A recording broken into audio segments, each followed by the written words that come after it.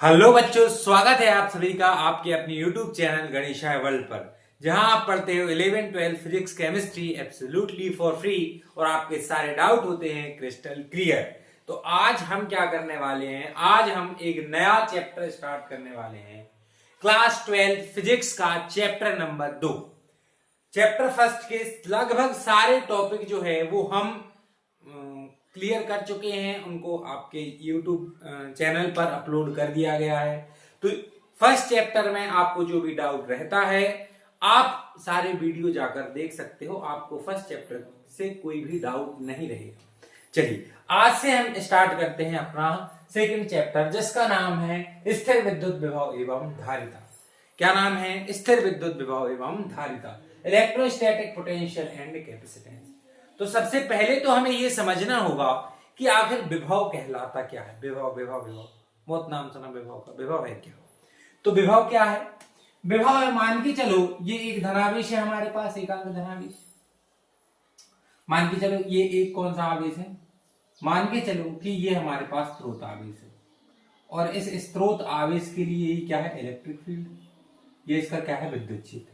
ये एक स्रोत आवेश है जिसकी ये क्या है? विद्युत क्षेत्र। अब हमने क्या किया, एक एकांक धनावेश जिसको हम क्या लेते हैं? Positively charge. इस एकांक धनावेश को अनंत से इस स्रोत आवेश के विद्युत क्षेत्र के किसी भी बिंदु तक लाने में जो कार्य किया जाएगा, समझ में आया? मान के चलो ये क्या है? एक स्रोत आवेश और ये इसकी इलेक्ट्रिक फील्ड है, विद्युत क्षेत्र है। तो एक एकांक धनावेश को कहां से अनंत, अनंत का मतलब होता है बहुत दूर, जहां इसकी विद्युत क्षेत्र की तीव्रता शून्य हो उसे हम अनंत बोलते हैं। जहां ये जो स्रोत आवेश है इसके विद्युत क्षेत्र की तीव्रता क्या हो? शून्य, उसे हम अनंत आवेश बोलते।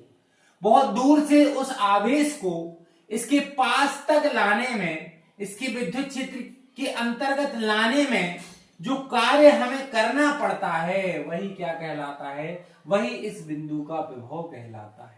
तो हम विभव की क्या परिभाषा रखेंगे? एकांक धनावेश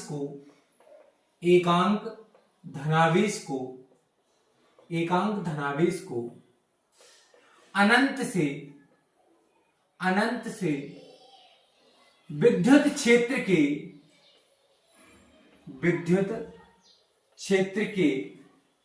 किसी बिंदु तक, विद्युत क्षेत्र के किसी बिंदु तक लाने में किया गया कार्य,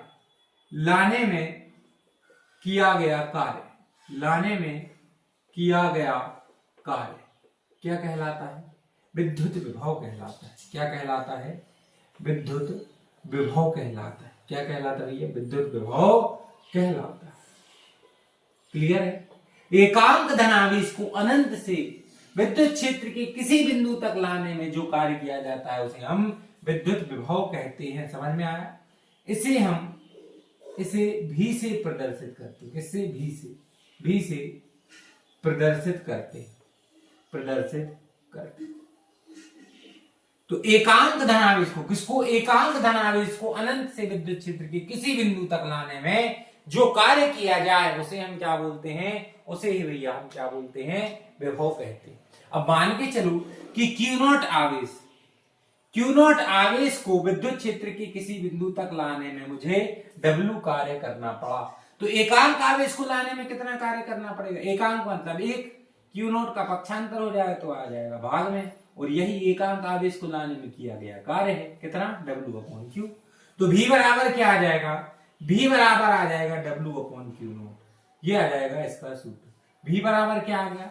V बराबर आ गया W/Q नॉट। V बराबर क्या आ गया भैया? W/Q not. अब यदि हम लिखें कि इसका मात्रक, तो वर्ग मतलब कार्य का मात्रक क्या होता है? जूल। क्या होता है? जूल। और आवेश का मात्रक क्या होता है? कूलॉम। तो इसके लिए जूल पर कूलॉम के लिए एक और यूनिट बनाई गई है जिसे हम बोलते हैं वोल्ट। क्या बोलते हैं? वोल्ट। तो आप समझ जाओ कि जो विभव है, विभव की ऐसा यूनिट क्या होती है? वोल्ट। विभव की ऐसा यूनिट क्या हो गई भैया? वोल्ट हो गई। क्या हो गई? वोल्ट।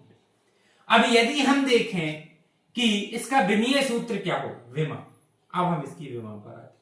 आप जिसकी भी परिभाषा लिखो उसकी कुछ चीजें लिखना कंपलसरी है। पहले तो परिभाषा लिखो, फिर उसकी एसआई यूनिट लिखो, और फिर उसकी विमा लिखो, फिर ये लिखो कि कैसी राशि, सदिश की अदिश।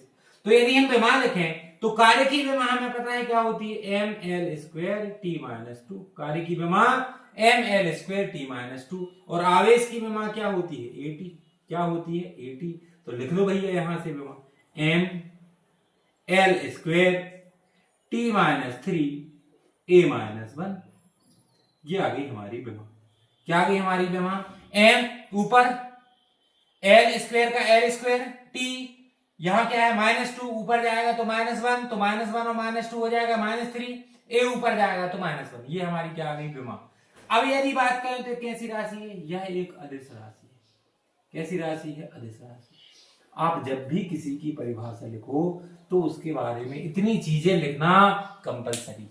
समझ में आया भैया, विभव, विभव समझ में आया। विभव क्या है, एकांक धनावेश को अनंत से विद्युत क्षेत्र के किसी बिंदु तक लाने में हमें जो कार्य करना पड़ता है वह उस बिंदु का क्या कहलाता है, विभव। क्या कहलाता है, विभव। विभव का मात्रक क्या हो गया, वोल्ट हो गया। विभव सूत्र क्या हो गया, M L square T minus three A minus one हो गया।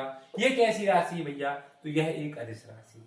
अब कभी कभी पूछ लिया जाता है कि 1 वोल्ट किसके बराबर होता है, तो हम थोड़ा सा देख ले यहां तक ये समझ में आया कि नहीं आया। इसके बाद हम छोटी छोटी सी परिभाषाएं देखेंगे, फिर हम विभवांतर देखेंगे, विभवांतर क्या होता है, विभव क्या होता है। तो ये समझ में आया, इसका स्क्रीनशॉट ले लो, फिर हम इसको रफ करते हैं।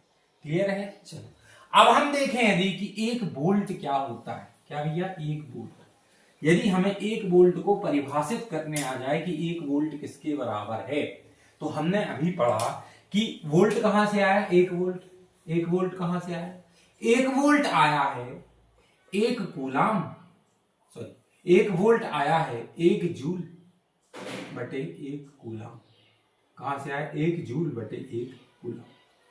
1 जूल बटे 1 कूलाम। इसका मतलब है यदि हमें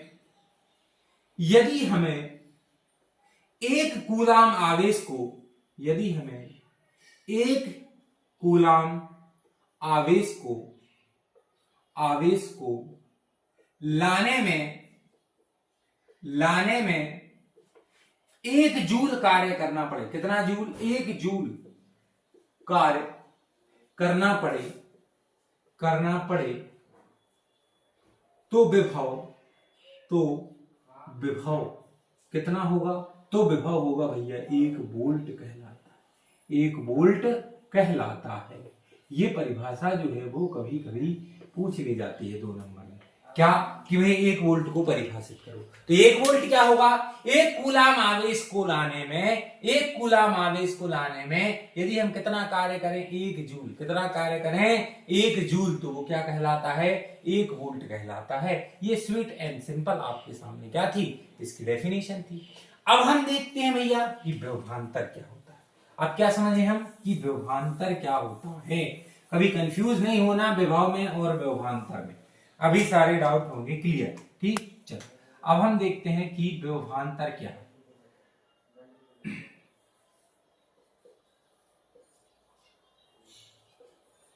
व्यवधांतर क्या है, क्या है व्यवधांतर, अब समझो।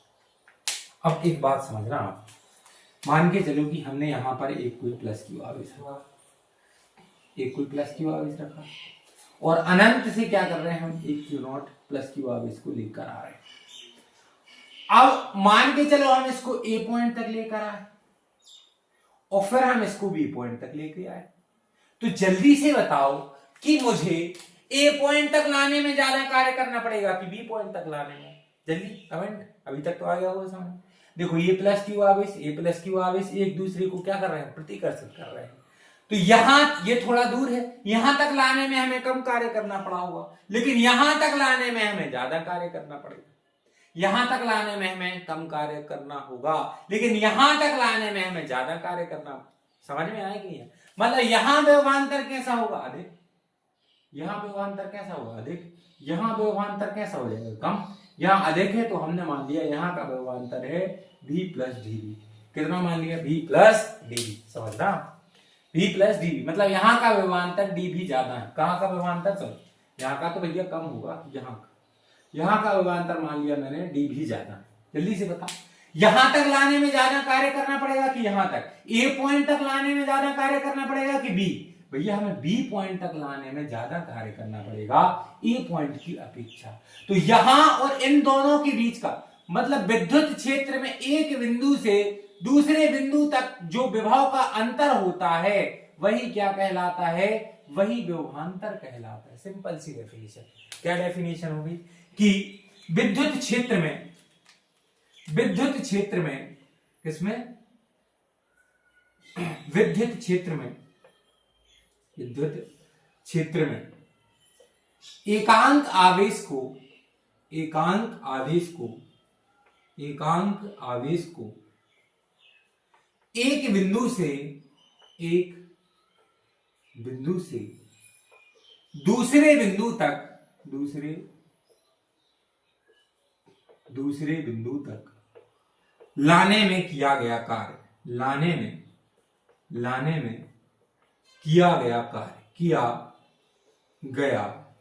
कार्य, क्या कहलाता है? विभवांतर।